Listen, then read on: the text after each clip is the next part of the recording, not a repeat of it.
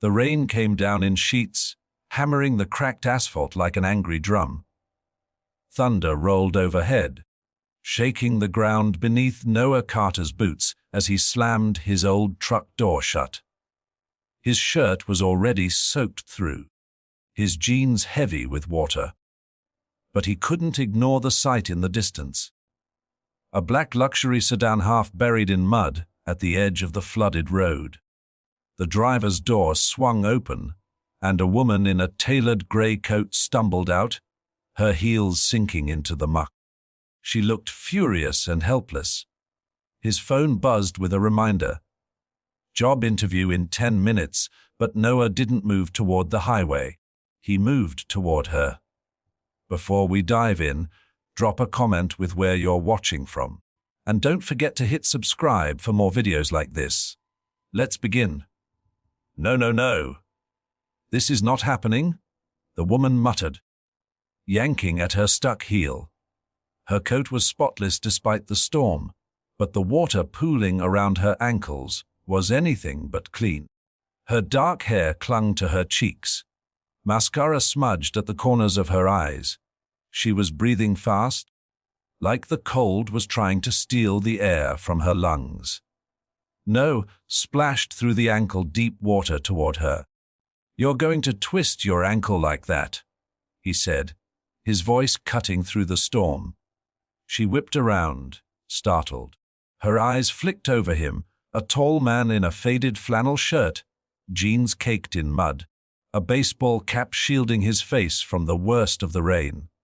"I'm fine," she snapped, trying to free her shoe. "No, you're not," he replied flatly, crouching to grip the heel and pull it free with one sharp tug. He handed it to her without meeting her gaze. "Get in the car. I'll handle it. You don't even know me," she said, holding the shoe like it was evidence in a trial. "Lady, I don't need to know you to help you. You're stuck. I've got a truck." She hesitated, watching as he trudged back to his vehicle. His pickup looked older than she was, rust eating at the wheel wells.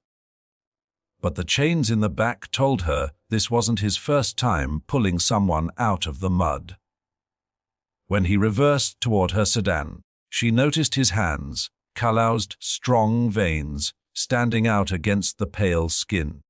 He hooked the chain to her bumper like he'd done it 100 times, then climbed into his cab. A roar from the engine, a slow pull, and the sedan groaned free from the mud with a wet slurp.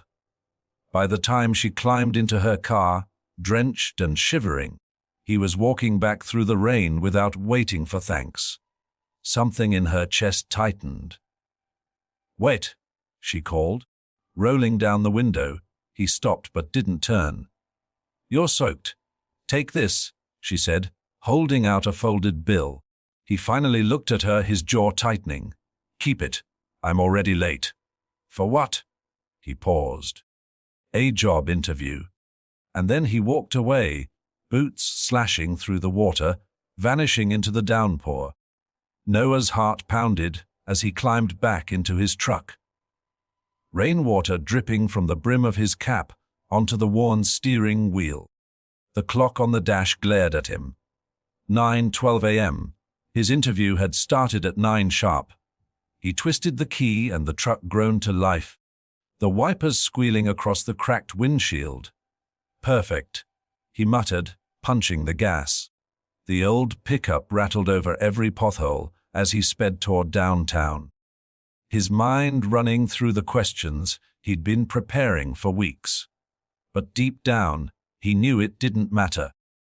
No one waits for a guy like him. 3 blocks from the office building, traffic ground to a halt, a wreck up ahead. The rain had turned every street into a river. And even if he parked and ran, he'd still be late. His chest tightened, not just from frustration, but from the weight pressing down on him for months. Rent overdue, his son's shoes falling apart, bills stacked so high on the kitchen table that they looked like a second job. By the time he reached the high rise, it was nearly 10. The receptionist barely glanced at him before saying, "They've moved on to the next candidate." Her voice was flat, efficient, like she'd already written him off. Noah's throat went dry. "Can I at least— I'm sorry, sir," she cut in. "The hiring manager's schedule is full. You can reapply in 6 months. 6 months. He couldn't survive 6 weeks without steady work. He forced a nod, swallowing the sharp lump in his throat. "Thank you for your time." Outside, the rain had softened to a drizzle. But it didn't matter. He felt colder now than he had standing in that flooded road. He shoved his hands in his pockets and started the long walk back to his truck. Halfway there, a sleek black SUV rolled up beside him, tinted windows gleaming despite the grey sky. The passenger window slid down and he froze. It was her, the woman from the mud. She wasn't shivering anymore. Now she looked composed, her hair smoothed back, her coat immaculate again. "You missed it, didn't you?" she asked, her voice softer this time. "Yeah," he said, shifting uncomfortably on the wet sidewalk. "But you're on your way, so worth it." She studied him for a moment, her gaze steady. "Then get in." Noah frowned. "What?" "Get in the car," she repeated. "I owe you more than dry shoes." Something about the way she said it, calm, decisive, like she was used to giving orders and being obeyed, made him open the door and climb in without another word. The driver pulled away from the curb, and for the first time, Noah noticed the subtle details inside the SUV. The stitched leather seats, the faint scent of expensive perfume, and a folder on her lap stamped with a silver company logo he'd seen somewhere before. She glanced at him, a hint of a smile tugging at her lips. "I'm Claire Dalton," she said, "CEO of Dalton Tech." Noah blinked, the name hitting him like a thunderclap. Dalton Tech, the very company he'd just been turned away from. Noah stared at her, the hum of the SUV filling the silence. "You're the CEO?" he asked, disbelief heavy in his voice. Claire tilted her head, studying him like she was reading lines only she could see. "Last I checked, yes." Her tone was light, but her eyes were sharp. "And unless I'm mistaken, you were heading to an interview at my company this morning." Noah's jaw tightened. "Yeah, I was." "And you missed it because you stopped to help me." He gave a small shrug. "You were stuck in the rain. Didn't seem like a choice." Her lips quirked. "Most people would have driven right past or taken my money and left. But you didn't." The driver took a turn, and the SUV began climbing the winding road toward a cluster of glass towers perched above the city. Noah had only ever seen this district from a distance, usually while delivering packages or picking up scrap metal for extra cash. Now he was in it, so close he could see his reflection in the mirrored windows. "I read your file," Claire said suddenly. "My file?" His brows furrowed. "Yes," she said, tapping the folder in her lap. "I keep an eye on all candidates for certain positions. You were on my list for a logistics coordinator role. Do you know why?" Noah shook his head slowly. "Your resume is unconventional," she continued. "Marine Corps veteran, 2 combinations for bravery, small business owner for 3 years, volunteer at a community shelter. You're not just qualified, you're resourceful. But HR said you'd never make it past the formal process. Too rough around the edges." His stomach nodded. And they were right. I didn't even get in the room. She leaned back, crossing her legs. "That's the flaw in the system. The wrong people decide who gets a shot. I prefer to see for myself." Her gaze softened. "And this morning I did." Noah looked away, staring at the rain streaking the tinted glass. "I wasn't trying to impress you. I know," she said, cutting him off. "That's the point." The SUV slowed, turning into a private garage beneath one of the tallest towers. As the doors closed behind them, Claire set the folder aside. "You've got one chance to prove yourself, Mr. Carter. Not in 6 months. Not next week. Right now." He raised an eyebrow. "What's the catch?"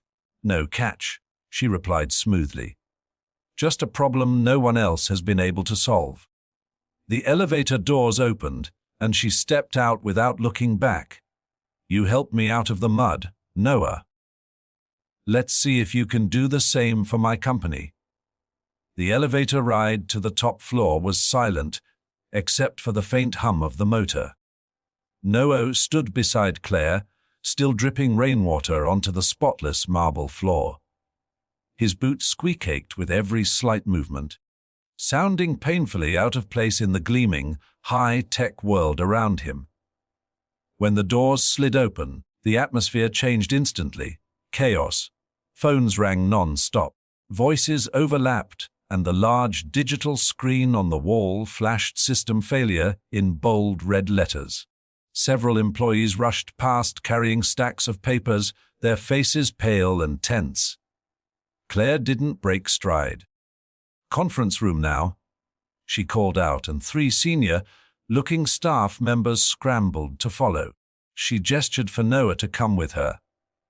Inside, the room was all glass walls and polished chrome, overlooking a skyline blurred by rain.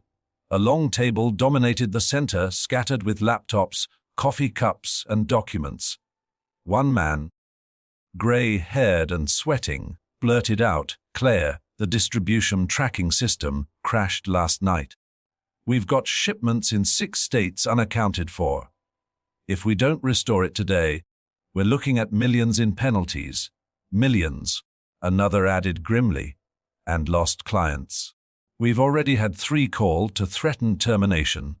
Claire dropped into her chair, calm but deadly focused. "So fix it." The gay-haired man's voice faltered. "Ma'am, our IT lead says it could take a week, maybe longer." No shifted. Recognizing the layout of the diagrams on the table, his brows knit together. This is your logistics dashboard." The room turned toward him as if they'd forgotten he was even there. Claire's eyes narrowed. "You know it." "I've seen systems like it," he said slowly, moving closer to the table. "Used one in the Marines for supply drops and in my shop for parts distribution. Your servers aren't down. They're misaligned. It's like having the right puzzle pieces, but the wrong picture on the box." A younger employee snorted under his breath. "And you figured this out by just looking at it?" No's voice was steady. "I've spent most of my adult life figuring out how to keep things running with half the parts and no time. This isn't magic. It's pattern recognition." Claire leaned back, watching him with an expression that made his stomach flip. Part curiosity, part challenge. "Not. Show me." Noah rolled up his sleeves, stepping to one of the laptops. His fingers moved quickly over the keyboard, pulling up diagnostic logs, bypassing layers of flashy UI to get to the raw data. The room went silent except for the clicking keys. He was in his element now, focused, methodical, almost forgetting where he was until the large screen's angry red warning blinked out in its place. System restored. The gay-haired man exhaled in disbelief. "How? That should have taken days." "It took 40 minutes, No said, closing the laptop. "You were looking for the problem in the wrong place." Claire's lips curved into a small approving smile. "Mr. Carter, I think you just saved us a fortune." The tension in the room evaporated almost instantly, replaced by a hum of astonished murmurs. One executive shook Noah's hand like he just pulled them out of a burning building. Another muttered, "We need him on payroll yesterday." Claire didn't say anything at first. She simply stood, collected the folder from the table, and gestured for Noah to follow her out of the conference room. They stepped into her private office. Floor-to-ceiling glass, a polished oak desk, and a view of the city that made him feel like he was standing in another world entirely. She closed the door behind them. Noah broke the silence first. "Look, I didn't mean to step on your team's toes. I just hate seeing something broken when I know how to fix it." Claire set the folder down with deliberate care. "And that's exactly why I want you here." He frowned. "Here as in full-time head of logistics operations. The position pays 6 figures, includes full benefits, and has room to grow." She said it like she was reading an address, calm and certain, as though the decision had been made the moment she saw him in the rain. Noah stared at her. "You don't even know if I might know enough," she interrupted. "You put a stranger ahead of yourself this morning. You walked into a problem everyone else said would take a week and solved it in less than an hour. And you didn't take my money when you could have." His throat tightened. "6 figures is more than I've ever made in my life. Then start imagining it," she said, almost smiling. Noah's mind jumped to his son. New shoes, a real bed. No more counting pennies for groceries. The thought alone was enough to blur his vision for a moment. He blinked hard, forcing himself to keep his composure. Claire leaned forward, her voice lower now. "You missed your interview, Mr. Carter. But you made a bigger impression than you ever could have in that room. So the question is, do you want the job?" He let out a slow breath. Yeah, I do." "Good," she said, standing and extending her hand. "Then welcome to Dalton Tech." As he shook her hand, the strange warmth spread through him. Not just relief, but the quiet, unshakable feeling that life had just pivoted in a way he couldn't undo. When he left her office an hour later, contract in hand, the rain had stopped. The city streets shimmered under a weak silver sun. And for the first time in years, Noah didn't feel like he was stuck in the mud.